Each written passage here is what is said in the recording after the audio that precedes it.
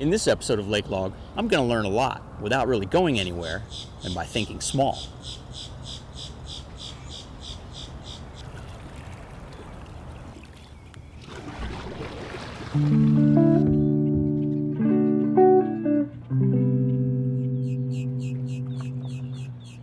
My name is Dean and you're watching Lake Log. If you're coming here for the first time, thank you. And if you're a regular, you know that Lake Log is a place where a graying non-birder of an unspecified age paddles around a suburban lake in a canoe named Mango and records bird life with a camera in hopes of raising his enlightenment about a suburban ecosystem. You're here for that. Or you're here because you have a strange obsession with guys named Dean. Maybe I'm the one with the strange obsession. Did you know that the literal translation of Dean is valley? It's not majestic mountain or not even rolling hill. It's valley. It's spectacular, isn't it? And if you're from Florida and you don't know what a valley is, just think retention pond. You know, those low areas along I-95. It's been really dry, and the last few weekends have been really windy around Lake Osborne. For those of you that don't remember, Lake Osborne is a 378-acre lake in the middle of Palm Beach County. Lake Log is not always about big, tall wading birds. I mean, I love them, they're cool. But there's also a lot of smaller birds around, and I've recorded some of them, but not as much as recently. In the past few weeks, it's been windy, and South Florida is going through a bit of a drought. So it's been unprecedentedly dry. Unprecedentedly is not a word. It's been like super dry. So I installed a bird bath in my backyard to see who would show up. I also put up a bird feeder to kind of help them notice the bird bath. What I found out was if you set up a bird bath in a fairly safe and quiet place, on a hot day, it's like giving birds candy.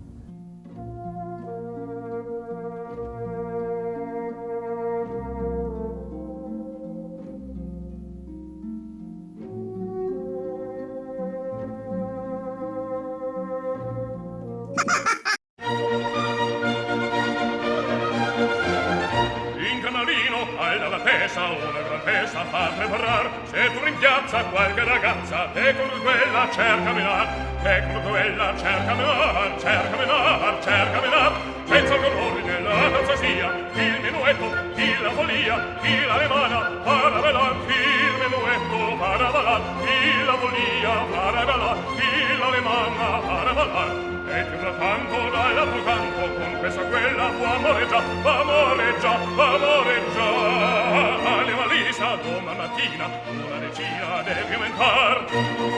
Alle malisa una decina deve aumentar. Se tu in piazza qualche ragazza che come quella cerca venar. Alle malisa domani mattina una decina deve aumentar. Senza corne la danzosia, il menuetto, chi la follia, chi la levana, para valor. Alla valisa domani mattina una decina deve aumentar, una decina deve aumentar, una decina deve aumentar, deve aumentar, deve aumentar, deve aumentar.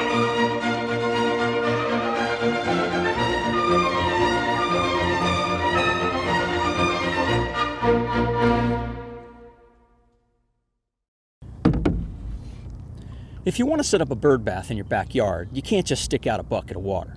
The birds will respond to the bird bath even more if it's a specific shape. And I didn't know this, but as luck would have it, I had a bird bath made by somebody who really knows how they work. Hey, the bird bath I have was made by hand by a friend of mine who lives in Texas. His name is Howard, and we've known each other for almost 40 years. Howard is also a photographer, and he knows a lot about birds. But rather than hear it from me, I'm going to give him a call. It's 7 a.m. in Texas, and if he's not up, he will be soon. Call Howard, mobile. Hello. Howard. Yes. Dean. Dean from Lake Log. I'm out in the lake, and I'm calling you in Texas. Yes, you are. You're in Texas. Virtually, I'm in Texas. These are the marvels of technology. It is. It's true. So, hey, listen, I'm working on this episode about bird baths, and I'm talking about the bird bath you made, and I just had a couple of questions. Sure, go ahead. So this bird bath is a certain shape, and I wanted to tell my loyal fans just why it's the shape it is. Okay, well, several years ago, I read an article describing the proper contour and configuration and depth of bird baths for people who have feeders in their yard and track birds to their yard. And it turns out that a bird bath for, cardinals and chickadees and whatnot should only be about 2.5 inches deep in the center. And more importantly, the bird bath should contour very gently toward the edge, so it's shallow at the edge. And this is so of a wide variety of birds, from larger birds to really small ones, can pick the depth that is more suitable for them to bathe in. And when I read this, it made sense. And now if you go to a concrete place where there's statuary, usually the bird baths there are like a deep bowl. But what I read was more like a shallow dish. So I made some molds, poured some concrete into the molds. I made molds reflecting what I'd read, poured concrete into the molds, and then once they cured, I turned them over and put them in my yard and observed. And it was exactly as I had read, and the larger birds use the middle, and the smaller guys go to the edge where they feel comfortable. So this is kind of like mimicking a natural puddle or pond or lake edge, right? Yeah, I would say so. In fact, who knew there were bird bath ergonomics? I certainly didn't. And, it's more like a shallow puddle. But the strange thing was, I couldn't find any bird baths that were made or commercially available that fit the description in this article. Which is why I ended up making my own, and it was fun to do. But generally speaking, the idea is, like you said, a shallow puddle or shallow dish, not a deep basin. So that's the reason your bird bath looks the way it does. Yeah. So you probably heard that we have helicopter school this morning. Oh, good. And they're repeatedly flying over. And the course that the helicopter students are taking is right over me. I mean, I could move, but, I was here first. Dean, you're not a target or anything. No. And they don't know what I'm doing. They're looking down and they're wondering what the heck I'm doing in a canoe with all this stuff attached to it. Right. Dean, didn't you schedule with the helicopters? I submitted my permit 6 months ago, but... But anyway, so the bird bath that you made is actually made of concrete with embedded glass. And, it's actually a very beautiful bird bath. It looks great on camera too. That's something I wanted to make sure you understood. It's very photogenic. Yeah, and the other thing too that I wanted to do is I wanted to make a more modern looking bird bath. I didn't want angels and cherubs hanging off of my bird bath. When you go to those statuary places, that's what they look like. They all look like they're from the Baroque period, and I didn't have any interest in that. So, and the glass being used was replacing like gravel aggregate, but it turns out the glass is pretty tricky when combined with Portland cement. So in the future I'm going to change it up a little bit, but I want to try and use recycled materials as aggregate that will be more applicable to concrete than glass. So that's coming around the bend at some point. I don't think the birds care one way or the other, really. Yeah. And as long as there's clean water in it, and it's near a place where they can also escape to like dense foliage. That's important. But the glass and the look of itself is really for humans. Yeah. And, the water's for birds. Well, you mentioned clean water, and I think that's really interesting because I live right next to this big giant lake, and the birds come to the bird bath. Lately, it's been kind of dry, and I've been filling it almost twice a day. Wow. It gets a lot of use, and it gets a lot of visitors. But my question, and maybe a general question, would be like, okay, I live next to a lake. Why would the bird bother to come to this bird bath? Yeah, I think I do think it's a matter of scale too, and I think a big lake with alligators and snakes and whatnot is a little scary for birds. And even if a bird is at the edge of a lake and splashing away, you're going to attract bass. You're going to attract potentially alligators. So a bird bath is kind of a safe spot for the birds to do their thing. Right. And, plus, you have feeders, so there's food right there, and that's another reason they come to your bird bath. Do birds really need to take a bath? Yeah, they do. I mean, the main reason they bathe, actually, is it keeps their feathers in good shape. I'm not saying they're dirty, but they have oil in their feathers, and it basically helps their feathers stay properly groomed, I guess you could say. So, yeah, they love to bathe. I mean, when you watch them, they're extremely enthusiastic about it. Yeah. Yeah, that's been really fun. You know, nobody likes a dirty bird anyway, so, No, you know. nobody likes dirty birds. Yeah, yeah. Well, this is very informative. If you wanted to give someone some advice about putting a bird bath in their own backyard, other than the shape and the foliage nearby, is there anything else you would tell them? Yeah, I mean, the thing to do, really, one important thing to do is to keep it clean, and it doesn't have to be spick and span or anything. I mean, you don't want it to become all gunked up with algae. You certainly don't want mosquitoes breeding in it, and the easiest thing to do, really, is just to empty the bath, take a brush and scrub it, then hit it with a hose, and then fill it again. Now, another reason it's important to keep a bird bath clean is that if it gets really dirty, it can unfortunately spread disease to birds. Now, I've never had that problem because I do keep mine clean. And it is good to position a bird bath somewhere near a tree or dense foliage, relatively close, because when a hawk flies over, small birds take off for shelter, and they look for dense foliage to hide from any predators. So, excuse me, if it's in the middle of an open area, sometimes they'll be a little hesitant to use it because they can't flee fast enough if something dangerous comes near them. So that makes a lot of sense, and that probably is why mine is doing so well right now. I also have a bird feeder right next to it, so that, you know, that's a little enticement to get them to show up.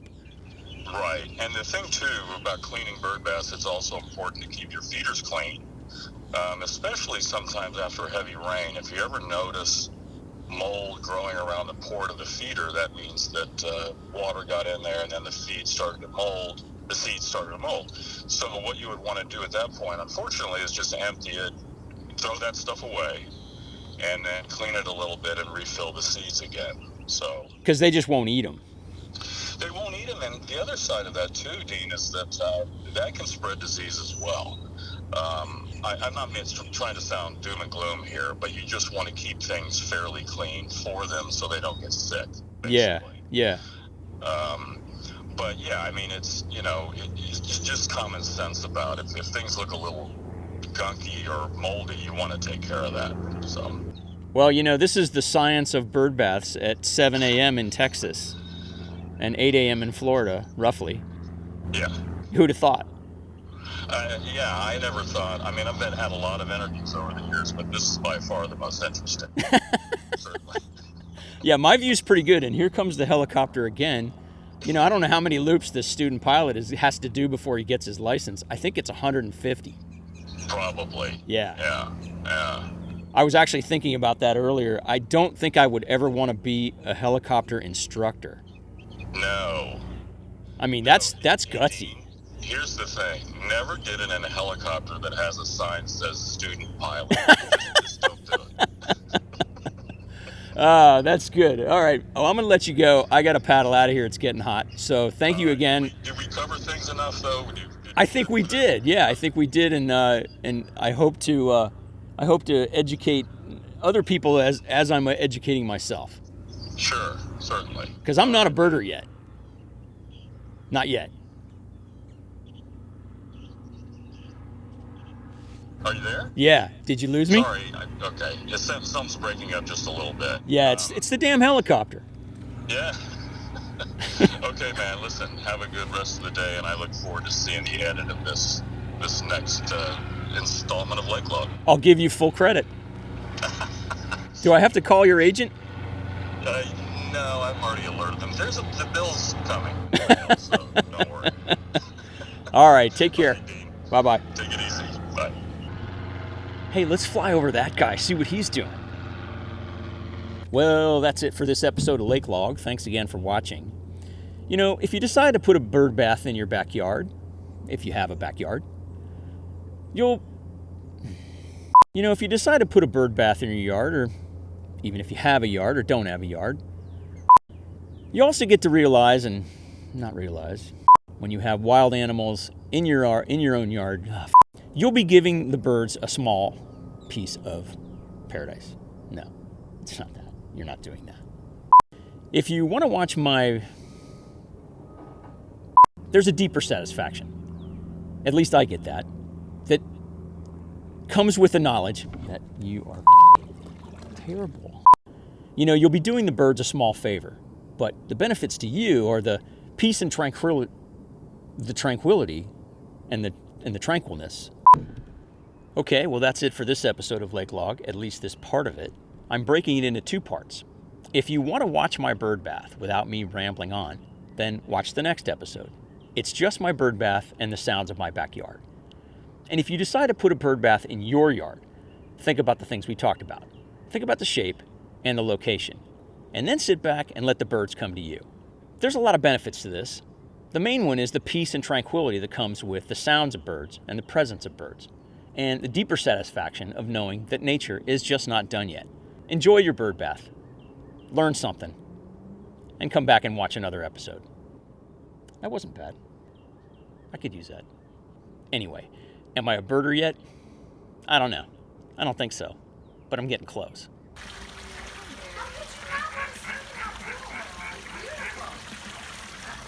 No, I've never seen it